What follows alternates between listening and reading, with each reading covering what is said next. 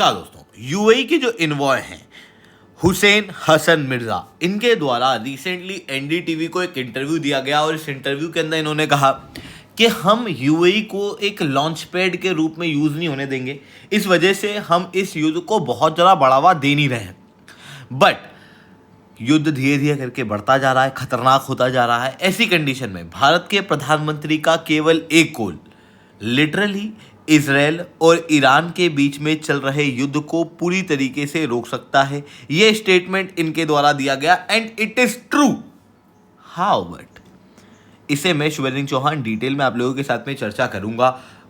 अगर आप लोगों को इसी तरीके की जियो पॉलिटिक्स रिलेटेड न्यूज़ से रिलेटेड अपडेट चाहिए तो आप मेरे चैनल को सब्सक्राइब कर सकते हो। इस वीडियो को लाइक करना बिल्कुल ही मत भूलना। इसके अलावा यूपीएससी सीएससी की तैयारी करना है, इंडिया के टॉप एजुकेटर से पढ़ना है तो दोस्तों आप अनअकैडमी के ऊपर जुड़ सकते हो, जहां पर आपको कंप्रहेंसिव यूपीएससी सीएससी की तैयारी कराई जाएगी। इंडिया के टॉप एजुकेटर्स आप लोगों को लाइव क्लासेस के अंदर पढ़ाएंगे, आपको टेस्ट सीरीज दी जाएगी, आपको 1-on-1 मेंटरशिप दी जाएगी। ये सब कुछ आपको मिलेगा मार्केट के सबसे मिनिमम रेट के अंदर। इतना ही नहीं दोस्तों, आप लोगों को जो प्लेटफॉर्म हम लोग अवेलेबल करा रहे हैं it is world class platform, क्योंकि इंडिया के जो टॉपर्स हैं वो अनअकैडमी से पढ़े हुए हैं। इस बार जो रिजल्ट आया है 2025 यूपीएससी सीएससी का, इसके अंदर टॉप 10 में 8 बच्चे, टॉप 50 में 32 और टॉप 100 में 65 बच्चे अनअकैडमी से पास हुए हैं। इतना ही नहीं दोस्तों, जो फर्स्ट रैंक थी वो भी अनअकैडमी से देखने को मिल रही है। उसके प्रूफ जो है वो आपको यहाँ पर क्लियरली देखने को मिलेंगे। चलिए दोस्तों, अगर आपको अनअकैडमी का सब्सक्रिप्शन लेना है तो अभी बहुत अच्छा मौका है, क्योंकि अनअकैडमी के प्राइजेस जो है वो मार्केट के अंदर सबसे लोवेस्ट प्राइजेस है। उसके साथ में अगर आप SRC10 कोड यूज़ करोगे तो उसके बाद अनअकैडमी के सब्सक्रिप्शन पे आपको 60% का डायरेक्ट डिस्काउंट मिल जाएगा, साथ में डबल वैलिडिटी मिलेगी। यानी कि जो सब्सक्रिप्शन अगर आप 6 महीने का लोगे तो 6 महीने के सब्सक्रिप्शन के ऊपर आपको 6 महीने फ्री मिलेंगे, साथ में जो 6 महीने के ओवरऑल प्राइस है उसके ऊपर 60% तक का डिस्काउंट जो है वो आप लोगों को अवेलेबल कराया जाएगा। जिसके बाद में सब्सक्रिप्शन आपको 18 महीने का जो है वो मिलेगा लगभग 16,999 के अंदर। तो अगर आपको सब्सक्रिप्शन लेना है तो अभी जाइए अनअकैडमी को सब्सक्राइब कीजिए और SRC10 कोड का प्रयोग कीजिए, क्योंकि बैचेस जो है वो ऑलरेडी शुरू हो चुकी है। चलिए दोस्तों, समझने का प्रयास करते हैं यहाँ पे क्या हुआ है। जैसा कि आप सब लोग जानते हो, यूएस ईरान इजराइल के कॉन्फ्लिक्ट 28 फरवरी से शुरू हुए, जब यूएस और इजराइल के द्वारा जॉइंट स्ट्राइक ईरान के अंदर की गई और उसके बाद में अयतुल्ला अली खमेनी को यहाँ पर मार गिराया गया। इतना ही नहीं दोस्तों, उसके बाद से ईरान के द्वारा लगातार अटैक किए जा रहे हैं मिडिल ईस्ट के अंदर। जो ओवरऑल युद्ध है इसकी वजह से लगभग 1332 ईरानियन सिविलियंस मारे गए हैं, 7 यूएस की ट्रूप्स मारी गई हैं और कई सारे लोगों की मौत हुई है मिडिल ईस्ट वगैरह के अंदर। ईरान ने जो जवाब दिया उसके अंदर लगभग 1400 मिसाइल और ड्रोन्स इनके द्वारा दागे गए, जिनमें से कई सारे ड्रोन और मिसाइल जो हैं वो यूएई के ऊपर भी दागे गए। लगभग 165 बैलिस्टिक मिसाइल दागी गई, हालांकि 152 इन्होंने इंटरसेप्ट कर दी है। वहीं 541 ड्रोन्स भी दागे गए, जिसमें से 506 जो है वो इनके द्वारा इंटरसेप्ट कर लिए गए। बट जो भी चीज़ इनके हाथ से छूटी उसकी वजह से यूएई के अंदर भी तबाही जो है वो क्रिएट हुई है।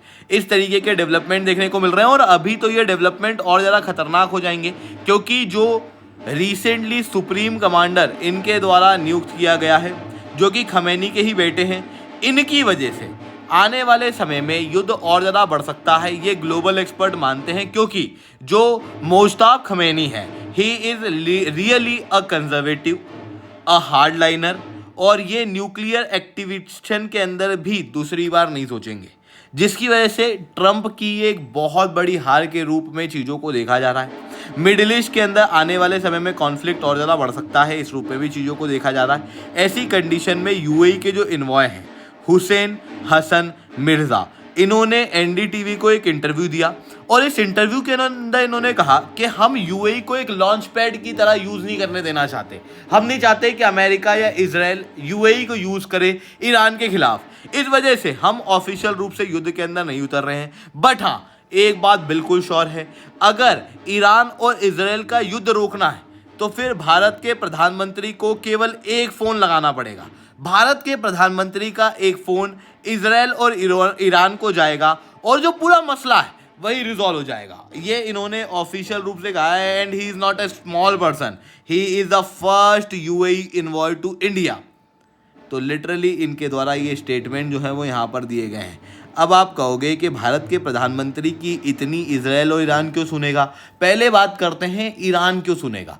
देखो, दुनिया के जितने भी बड़े ऑयल प्रोड्यूसर्स हैं उनके लिए भारत एक बहुत बड़ा कंज्यूमर है। अगर मैं ऑयल प्रोडक्शन की बात करूं तो उसके अंदर इंडिया के बड़े शेयर आपको देखने को मिलेंगे, और ऐसी कंडीशन में जितने भी ऑयल प्रोड्यूसर्स हैं वो इंडिया की सुनते हैं। साथ में इंडिया के जो रिलेशन है, इंडिया की जो पॉलिसी है मिडिल ईस्ट को लेके, वो डीहाइफनेटेड पॉलिसी है, जहां पर इंडिया ईरान के साथ में भी अपने रिलेशन को अच्छा बना के रखता है, तो इजराइल के साथ में भी भारत के रिलेशन काफ़ी बेहतर हैं।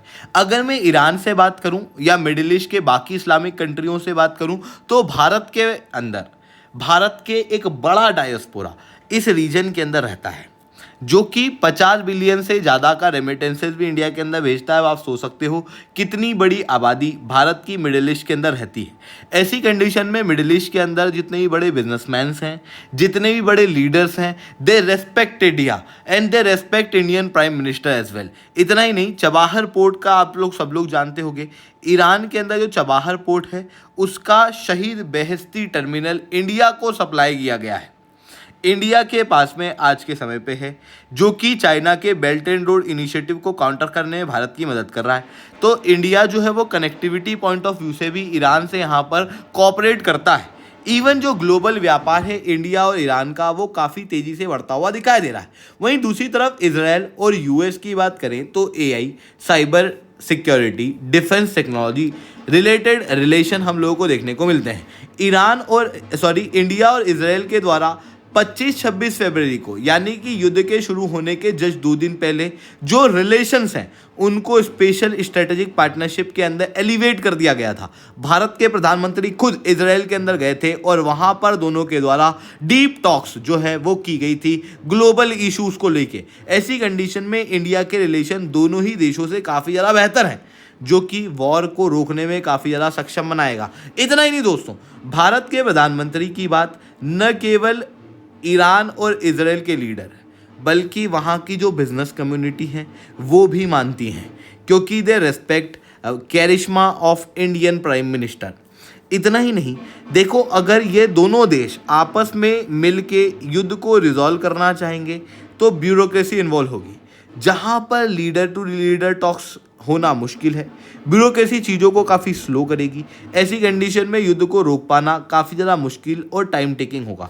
बट अगर भारत के प्रधानमंत्री लीडर टू लीडर टॉक कराएं तो ऐसी कंडीशन में एग्रीमेंट फास्ट होंगे, चीज़ें जो है वो जल्दी रिजॉल्व यहाँ पर हो पाएगी।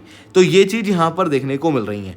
इतना ही नहीं दोस्तों, ईरान जो है वो इंडिया को ज़्यादा ट्रस्ट करता है as compare to other countries, क्योंकि अगर मैं यूएस की बात करूं तो यूएस अगर ईरान को कहता है युद्ध रोक दो तो शायद चीज़ें मुश्किल हैं, क्योंकि ईरान के अंदर यूनाइटेड स्टेट्स ऑफ अमेरिका के इंटरेस्ट्स हैं। ये अपोजिट पार्टी है सीधे से रूप में, जो कि रिजाइम को चेंज कराना चाहती है। अगर मैं बात करूं रशिया की, रशिया यहाँ पर अगर एंटर करे तो रशिया ऑलरेडी ईरान को सपोर्ट करता है। ऐसी कंडीशन में जो इजराइल है वो रशिया की बात यहाँ पर नहीं सुनेगा। इवन ईरान के अंदर जो करंट रिजाइम है उसको भी यहाँ पर रशिया सपोर्ट करता हुआ दिखाई देता है। ऐसी कंडीशन में जो युद्ध है वो क्लियर रूप से नहीं रुकेगा। बट इंडिया जो है ना वो एक प्रॉपर न्यूट्रल पार्टनर है, जो कि ईरान इजराइल दोनों से कॉमन रूप से संबंध रखता है। ऐसी कंडीशन में जो यूएई के इन्वॉय हैं इनका मैसेज क्लियर है कि अभी तक जो भारत इस युद्ध के अंदर अपनी स्ट्रेटजी अपनाता आया है, जहां पर इंडिया के द्वारा खमेनी की मृत्यु को कंडेम नहीं किया गया, वहां पर कंडोलेंस शो नहीं किया गया, बट हाँ ईरान के द्वारा जो अटैक किए गए मिडिल ईस्ट के ऊपर उसको क्लियर रूप से कंडेम किया गया। बट ईरान को भी आइसोलेट नहीं किया गया, ईरान को भी सपोर्ट जो है वो किया गया, उनकी जो वॉरशिप है उनको प्रोटेक्ट किया गया। ऐसी कंडीशन में इंडिया अभी तक स्ट्रेटेजिक साइलेंस की पोजीशन को अपनाया हुआ है।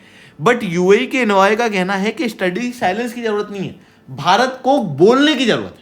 भारत अगर एक बार बोलेगा तो युद्ध जो है वो प्रॉपर रूप से रुक सकता है। तो ये चीज़ें यहाँ पर देखने को मिल रही हैं दोस्तों। आई होप ये सारी बातें आप लोगों को समझ में आई होंगी। लेक्चर अच्छा लगा हो तो लाइक करना, लेक्चर बहुत अच्छा लगा हो नीचे साथ रिटर्न कमेंट करना। यूपीएससी सीएससी की तैयारी कर रहा है, इंडिया के टॉप एजुकेटर से पढ़ना है तो दोस्तों आप अनअकैडमी के ऊपर जुड़ सकते हो।